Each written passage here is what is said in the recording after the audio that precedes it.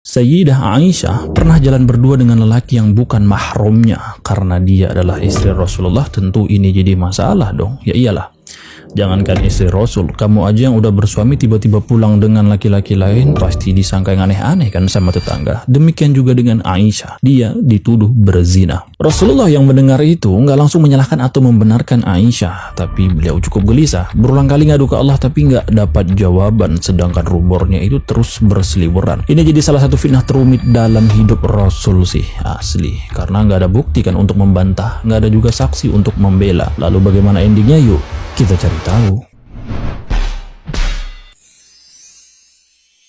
Assalamualaikum. Halo, fitnah ini terjadi pada tahun 627 Masehi. Kala itu Muslim baru aja menang melawan suku Mustolik dan ingin segera kembali ke Madinah. Nah, dalam perjalanan itu Aisyah ikut menyertai. Ia berada di atas tandu tertutup. Setelah melakukan perjalanan yang cukup panjang, Rasulullah memutuskan untuk istirahat sejenak. Alhamdulillah, kata Aisyah, pas banget ini, kebetulan aku ada keperluan hajat. Ia pun keluar dan menunaikan hajatnya. Setelah semua selesai, ia kembali. Nah, waktu udah naik ke tandu, Aisyah baru ingat kalau gelangnya jatuh. Karena itu berharga, ia kembali lagi ke tempat di mana ia tadi menunaikan hajat. Alhamdulillah, masih ketemu. Tapi inilah rombongan prajurit tadi udah pergi. Aisyah bingung dong, mau nyari rombongan, dia nggak tahu jalan. Akhirnya dia memutuskan untuk menunggu tepat di mana tandu tadi berdiri. Ia berharap kalau prajurit sadar aku nggak ada di dalamnya, semoga mereka menyusulku kemari.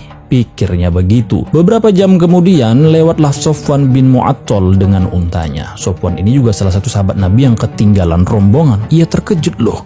Kok Ummul Mukminin sendiri, pikirnya. Meski penasaran, dia sama sekali nggak berani bertanya. Ia hanya menawarkan unta untuk dinaiki Aisyah. Lalu ia memandu unta tersebut sambil berzikir. Asli, nggak ada sedikit pun dalam benaknya untuk ngomong ke Aisyah, apalagi sampai melecehkannya. Hingga tibalah mereka ke Madinah. Orang pertama yang melihat mereka memasuki Madinah adalah si munafik bernama Abdullah bin Ubay bersama konconya orang-orang Yahudi. Dan dari sinilah fitnah itu tersiar. Qadarallah, sesampainya di rumah Aisyah jatuh sakit. Ia nggak bisa keluar rumah sama sekali. Selama nggak keluar rumah, selama itu pula lah fitnah ini terus beredar. Sampai di sini Aisyah ya biasa-biasa aja, orang dia nggak tahu kan. Tapi dia mulai merasa aneh sejak Rasulullah bersikap dingin padanya.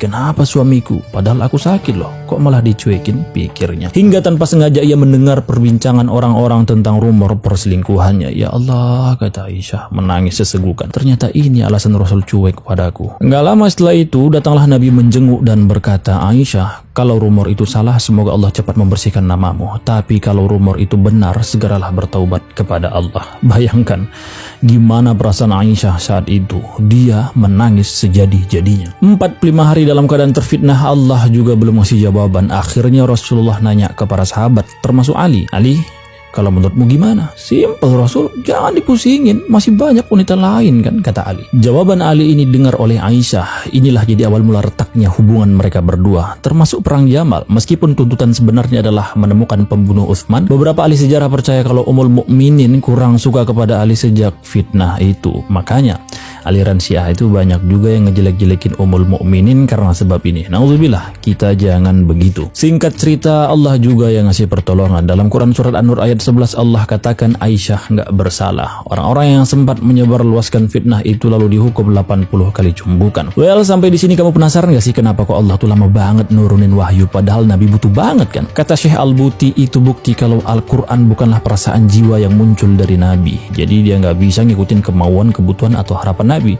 Masya Allah, selalu ada pelajaran yang bisa kita ambil kan dari kisah-kisah seperti ini. Nah, menurutmu pelajaran apa aja nih yang kamu bisa dapat dari kisah ini? Tulis di komentar ya.